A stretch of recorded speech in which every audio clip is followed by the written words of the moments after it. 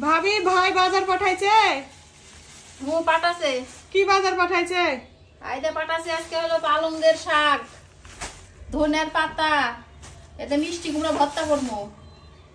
আর এই দে বাটার মাছ দিছে, দেখে কি সুন্দর। এই বাটার মাছ দিয়ে আলু দিয়ে পেঁয়াজ দিয়ে টমেটো দিয়ে পুরপুরি করবো, বুঝতে পারছো? সুন্দর করে রান্না করবা, পুরপুরি আবার করো না। তাই পুরপুরি ছাড়া ভালো লাগে না তো? না, পুরপুরি করবো। একটু লাগা লাগা চচ্চড়ি করবা। ওই চচ্চড়ি আর পুরপুরি একই কথারি।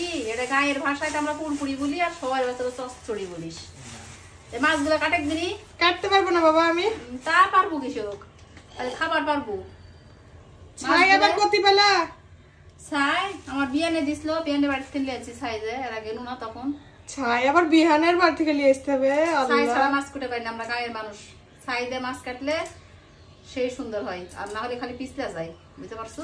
গোটা গোটা মাছ রাখবা, কাটবা না কিন্তু মাছ।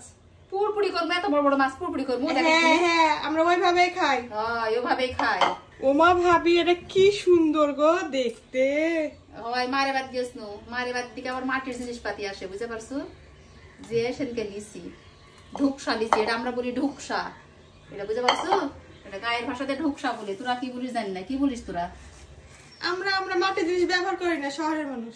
হ্যাঁ রে, মাটির জিনিস ব্যবহার করে না শহরের মানুষ। তোর ফুটানি দেখলে আর গান বাঁচে না, বুঝতে পারছো? লাও টমেটো দিয়ে বাটার মাছ দিয়ে ধনে পাতা দিয়ে পুরপুরি খাবো তোমার হাতের, সেই টেস্ট। জিভে তো আমার জল চলে আসলো। হ্যাঁ হ্যাঁ।